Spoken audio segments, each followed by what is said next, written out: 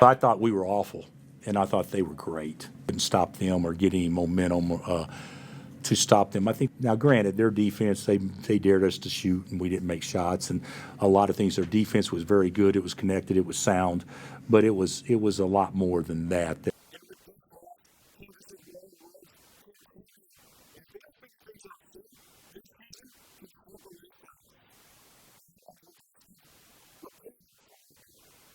It was a familiar story for Kansas basketball today. One story that we've seen way too often as the Jayhawks fell to the Arkansas Razorbacks with a score of 79-72. And the Jayhawks lose in the round of 64s for the first time since 2006. Kansas came out strong, trading blows with the Razorbacks in a high-paced first half. But when KJ Adams left the game late in the second half with an apparent injury, everything changed. The offense stalled, the defense broke down. And most notably, turnovers piled up, just as they had all season. The Jayhawks committed 16 turnovers on the night, many of them unforced and in crucial moments. When it mattered most, Kansas couldn't get clean looks or protect the ball. Davis for three. Good! Timeout, Kansas! Arkansas capitalized, turning those mistakes into 16 points. Talking to Zeke Mayo, who led the Jayhawks with 18 points, he summed up the whole season in one word: roller coaster. Sounds roller coaster. Obviously, we've been up and down a lot. But when we look great, we look, terrific. Felt like we could beat anybody in the country, but we also could get beat by anybody in the country. So, we should have played a lot more consistent. Trusted our coaches, trusted our teammates, but things happen in basketball. Head coach Bill Self didn't sugarcoat things either. We were inconsistent all year, he said. The Jayhawks shot just 43% from the field and struggled to find any rhythm after halftime. They were outscored 32-28 in the second half and gave up key second chance points. And the fast break opportunities ultimately sealed their fate. Kansas now heads into the offseason facing tough questions and a long look in the mirror. Outside of Ladder 133 Bar Restaurant, and we're going to talk to some fans seeing what the pregame experience is like right before the Jayhawks take on the Arkansas Razorbacks.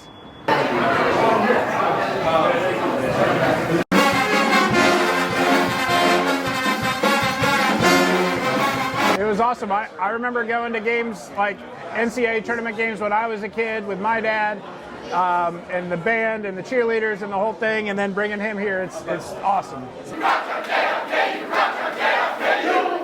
It's a full circle moment.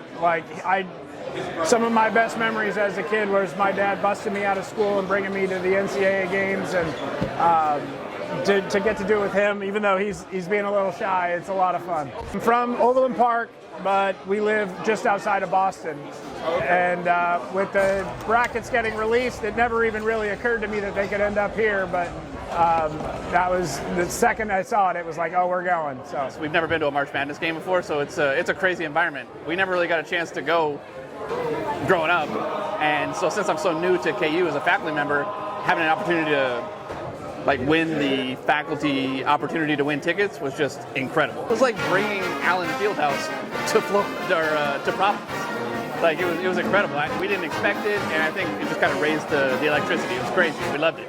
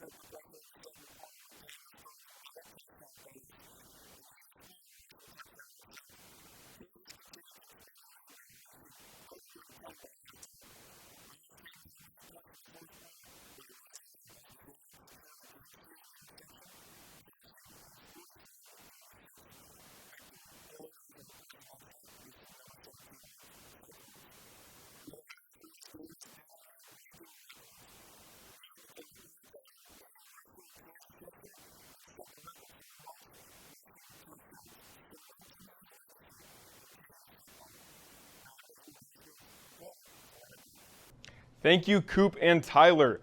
The first round of the Stanley Cup playoffs blew through like a storm. Big goals, overtime thrillers, and season-ending heartbreak. And as the dust settles, round 2 begins. But we're going to be looking back at the 3 games that defined the chaos. Number 3, Toronto Maple Leafs versus Ottawa Senators, Game 6. The Battle of Ontario lived up to the hype, and the Leafs closed out the series in 6 games, but not without drama. Mitch Marner and Austin Matthews led the charge, combining for multiple points to seal a 4-2 victory. Toronto's core 4 finally delivered when it mattered most, advancing to the second round with momentum. Number 2, Dallas Stars versus Colorado Avalanche, Game 7. Now, I've been saying this is going to be one of the best series, and it lived up to that. The Stars go down 2-0 entering the third period. The Stars need a hero. Enter Mikko Ratman.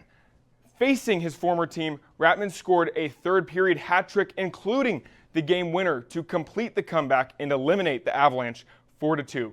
Dallas moves on, and coach Pete DeBoer improves to a perfect 9-0 in Game 7s. And number 1, the Winnipeg Jets versus St. Louis Blues, Game 7. In one of the most dramatic finishes in playoff history, the Jets trailed 3-1 with under 2 minutes left, and Cole Perfetti scored with just 2.2 seconds remaining to tie it. And then Adam Lowry netted the double overtime winner. Let's watch this craziness. Boards for Peon. Peon shoots. Score! The Jets win it on the deflection. The Winnipeg Jets will move on to face the Dallas Stars. Winnipeg completes the comeback, advancing to face Dallas in the next round. Now from the ice to the pitch, Jack, what is going on with Wrexham? Thank you, Jude and Olivier. This past week of NHL games have been absolutely wild. Let's get started with the best 3 games I saw this past week. The Dallas Stars versus Colorado Avalanche, Game 3. This game was tight all the way through, with only 1 goal scored by each team in regulation. About 6 minutes into overtime, Tyler Seguin scored the game-winning goal for the Dallas Stars, giving them a 2-1 lead in the series. He holds, finds a cutter, score! Marchman sets up Seguin! The series is now tied at 2 games apiece, and they face off again tonight in Game 5. Now down to Minnesota. The Vegas Golden Knights versus Minnesota Wild, Game 4.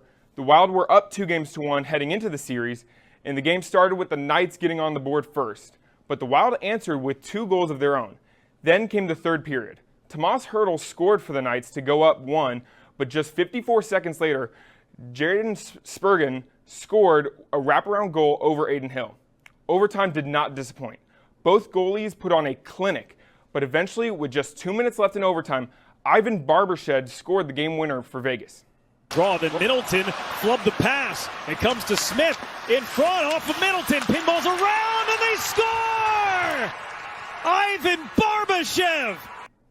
Now the New Jersey Devils versus Carolina Hurricanes, Game 3.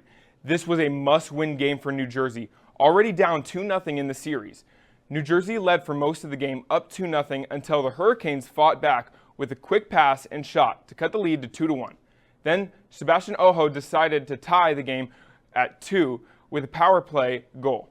After 82 minutes and 76 seconds of game time, the Devils scored with a game-winning goal in double overtime.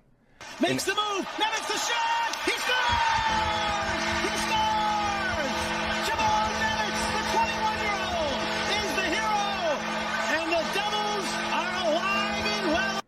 Now, as the playoffs continue, the games are only going to get more intense and more on the line every single night. Atakai, Tyler, NBA, what's going on?